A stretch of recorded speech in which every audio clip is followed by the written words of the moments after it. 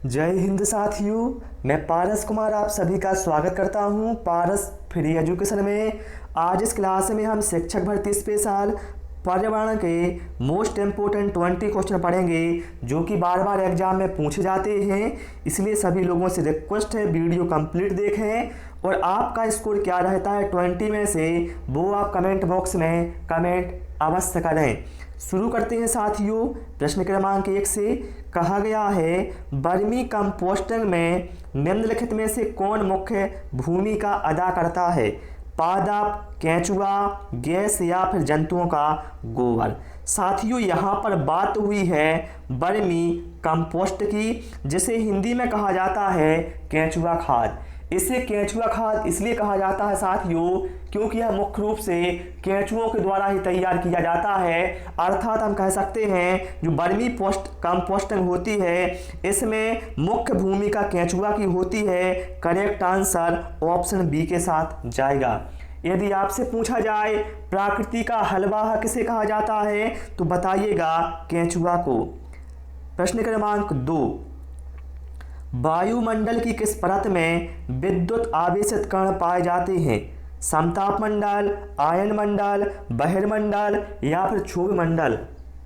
Correct answer यहाँ पर option B के साथ जाएगा। साथियों ध्यान रखिएगा आयन मंडल एक ऐसा मंडल है जिसमें विद्युत आवेशित कण पाए जाते हैं। यदि आपसे पूछा जाए आंधी, तूफान, वर्षा, मौसम संबंधी जो घटनाएं होती हैं वह किस मंडल में घटित होती हैं तो बताइएगा क्षोभ मंडल में। और वायुयान किस मंडल में उड़ते हैं तो बताइएगा समताप मंडल में। प्रश्न क्रमांक 3, और सभी लोगों से रिक्वेस्ट है वीडियो पसंद आए वीडियो को लाइक और शेयर करना और चैनल को सब्सक्राइब अवश्य कर लेना। कहा गया है संयुक्त परिवार की भावना बड़ी मजबूत है, यह कथन किसका है? बताएंगे आप सभी लोग ये जो कथन है वह किसका है कि संयुक्त परिवार की भावना बड़ी मजबूत है। करेक्ट आंसर यहाँ पर ऑप्शन सी के साथ जाएगा, डॉक्टर IP देसाई। ठीक, चलिए इसके बाद प्रश्न क्रमांक 4 पर आते हैं। भारत की सबसे लंबी सहायक नदी कौन सी है?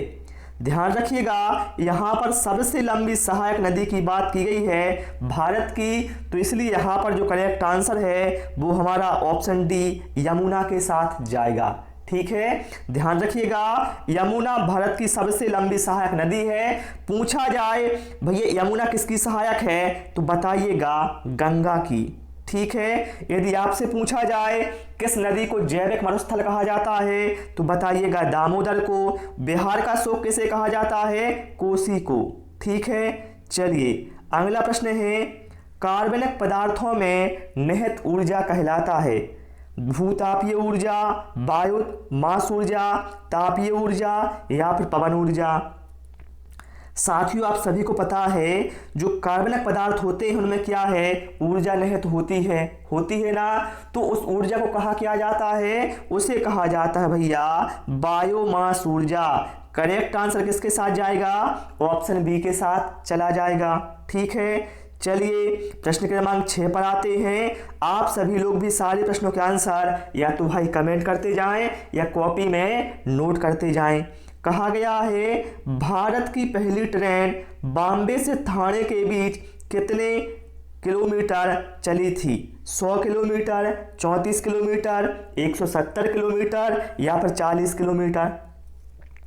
साथियों ध्यान रखिएगा जो भारत की पहली ट्रेन है यह चली थी 16 अप्रैल 1853 को। ठीक है, बॉम्बे से ठाणे के बीच, और इसने 34 किलोमीटर दूरी तय की थी। करेक्ट आंसर ऑप्शन बी के साथ जाएगा। ठीक है, चलिए भाई इसके बाद प्रश्न क्रमांक 7 पर आते हैं। यदि किसी नदी में अधिक मात्रा में मल जल डाल दिया जाए तो इसकी जैविक ऑक्सीजन मांग अर्थात BOD बताइए क्या होगा? बढ़ेगा, घटेगा, हल्की सी घटेगी या फिर अपरिवर्तित रहेगी?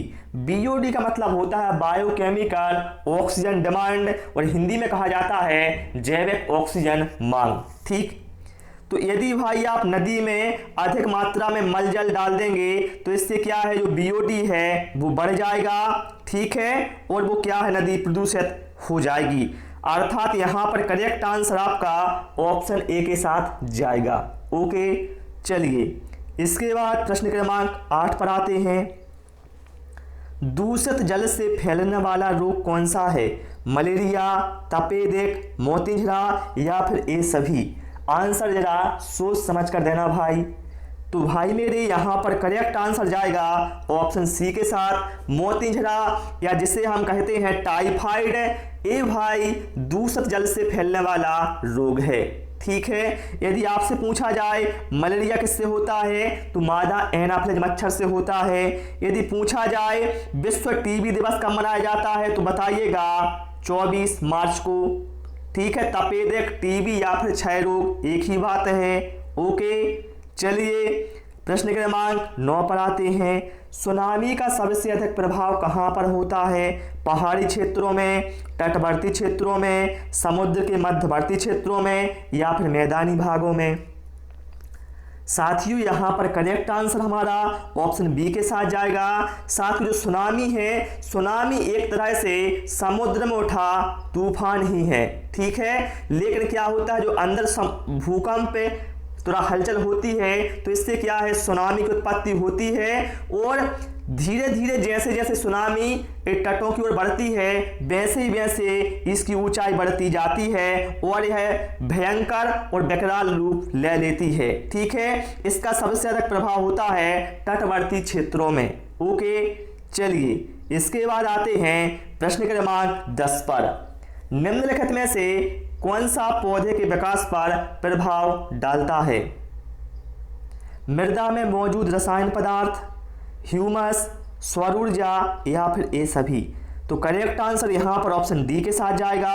अर्थात ह्यूमस, सौर ऊर्जा और मृदा में जो रासायनिक पदार्थ मौजूद होता है ये सभी पौधे के विकास पर प्रभाव डालते हैं। ठीक है, चलिए अगला है हाइड्रोफोबिया रोग उत्पन्न होता है जीवाणु द्वारा, कवक द्वारा, विषाणु द्वारा या फिर प्रोटोजोआ द्वारा? करेक्ट आंसर यहाँ पर ऑप्शन सी के साथ जाएगा। साथियों आप सभी को पता है कुत्ते के काटने से क्या होता है, रेबीज नामक रोग होता है जिसे हम हाइड्रोफोबिया भी कहते हैं। तो भैया मेरे ये होता है वायरस अर्थात विषाणु से होने वाली बीमारी है। ठीक है, चलिए अगला प्रश्न है। बिना धुली सब्जियां जैसे बंद गोभी को खाने के परिणाम स्वरूप एक कृमि के संक्रमण के द्वारा मस्तिष्क प्रभावित हो सकता है और दौरा भी पड़ सकता है। इस कृमि का नाम क्या है? केंचुआ, फीता कृमि, अंकुश कृमि या फिर पिन कृमि? तो मेरे भैया उस कृमि का नाम है फीता कृमि, जो कि भाई एक परजीवी होता है। करेक्ट आंसर यहाँ पर ऑप्शन बी के साथ जाएगा। चलिए अगला प्रश्न है। सांपों का देश किसे कहा जाता है? जापान, ब्राजील, म्यांमार या फिर ऑस्ट्रेलिया? करेक्ट आंसर यहाँ पर ऑप्शन बी के साथ जाएगा। सांपों का देश कहा जाता है भाई ब्राजील को, क्योंकि ब्राजील में सबसे अधिक सांप पाए जाते हैं, ये आप सभी को पता ही होगा। ठीक है, इसलिए इसे कहा जाता है सांपों का देश। चलिए अगला प्रश्न है। रक्त का प्रतिस्कंदक पदार्थ कौन सा है? प्लीहा, हेपेरिन, थ्रोम्बिन या फिर ग्लोबिन? देखिए प्रतिस्कंदक पदार्थ का मतलब है ऐसा पदार्थ जो रक्त को जमने से रोकता है, तो भैया वो है हेपेरिन। ठीक है, हमारे शरीर में साथियों जो रक्त है साथियों इसमें हेपेरिन होता है, जिसकी वजह से हमारा जो रक्त है वो जमता नहीं है। लेकिन इसकी विशेषता होती है जैसे ही भाई यदि यह वायु के संपर्क में आता है तो रक्त जमने लगता है। ठीक है, यदि पूछा जाए रक्त के जमने में कौन सा विटामिन सहायक होता है तो बताइएगा विटामिन के। पूछा जाए हीमोग्लोबिन में कौन सा प्रोटीन पाया जाता है तो बताइएगा ग्लोबिन। ठीक है, चलिए अगला प्रश्न है। थोड़ा इसको छोटा कर देता हूं जिससे आपको पूरा क्वेश्चन दिख सके। वैश्विक ऊष्मण का नियंत्रण किया जा सकता है। वैश्विक ऊष्मण का मतलब क्या है? ग्लोबल वार्मिंग का नियंत्रण बताना है आप कैसे कर सकते हैं। सभी इसका आंसर जल्दी से कमेंट करेंगे, चारों ऑप्शन जल्दी से पढ़ें और इसका आंसर कमेंट बॉक्स में कमेंट करें सभी लोग। तो यहाँ पर देखा जाए तो ऑप्शन डी यहाँ पर हमारा सही बैठेगा। वन उन्मूलन को कम कर कर, अर्थात जो वनों की कटाई हो रही है इन पर रोक लगा दी जाए, ठीक है, और जीवाश्म ईंधन का आप कम उपयोग करें, ठीक है। तो यहाँ पर जो करेक्ट आंसर है वो ऑप्शन डी के साथ जाएगा।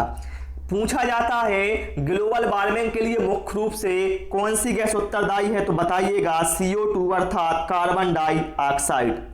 चलिए अगला है प्रदूषण को निम्न रूप में परिभाषित किया जा सकता है, बताएंगे आप लोग। ऑप्शन डी मत मानना भाई, क्योंकि आप लोग सोचते हैं जहां उपरोक्त सभी दिखा तो बस वो टिक कर दो आंख मीच के, ऐसा नहीं है भाई मेरे। लेकिन भैया मेरे प्रदूषण को बताना है निम्न रूप में परिभाषित किया जा सकता है, तो आप सभी जानते हैं अवांछित अथवा विषैले पदार्थों की उपस्थिति को ही भैया हम प्रदूषण कहते हैं। करेक्ट आंसर हम ऑप्शन बी के साथ यहां पर चला जाएगा। ऊर्जा का संरक्षण प्रदूषण कहलाएगा? नहीं कहलाएगा भैया, ये अपरदन कहलाएगा, ठीक है। चलिए अगला प्रश्न है, रेड लिस्ट में निम्न में से किसके संबंध में सूचना होती है, बताएं आप लोग। लाल फूलों के संबंध में, लाल रंग की मछलियों के संबंध में, विलोपन के खतरे का सामना कर रहे जीव जंतुओं के संबंध में, या फिर लाल रंग के कीटों के संबंध में।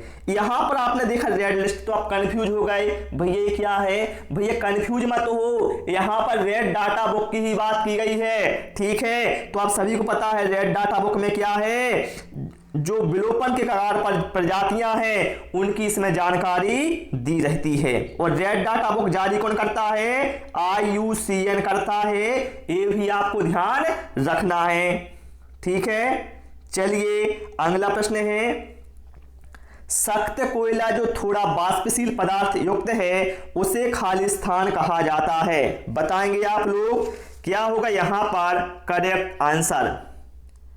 साथियों करेक्ट आंसर यहां पर ऑप्शन बी के साथ जाएगा। साथियों एंथ्रासाइट कोयला, इसमें कार्बन की जो मात्रा है वह 95% से लेकर 98% होती है, और इसमें वाष्पशील की जो मात्रा है वह 2% से लेकर 5% तक होती है।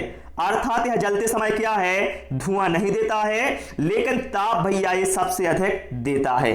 और पूछा जाए सबसे उच्च कोटि का कोयला किसे कहा जाता है, तब भी आपका आंसर होगा एंथ्रेसाइट कोयला, ठीक है। मुख्य कारक का नाम जो प्रदूषण उत्पन्न करता है, बताएंगे आप लोग। इसमें से मुख्य कारक कौन है जो कि प्रदूषण उत्पन्न करता है? समुद्री जीव, जानवर, मनुष्य या फिर नाइट्रोजन। तो भैया आप सभी को पता है मनुष्य अर्थात जो हम लोग हैं, हमारे द्वारा ही भाई सबसे अधिक मात्रा में प्रदूषण हो रहा है वर्तमान समय में, ठीक है। तो करेक्ट आंसर यहां पर ऑप्शन सी के साथ जाएगा, ठीक। चलिए अगला प्रश्न है, पर्यावरण अध्ययन की प्रकृति कैसी है? एकल अनुशासनिक, द्वि अनुशासनिक, संकुचित या फिर बहु अनुशासनिक?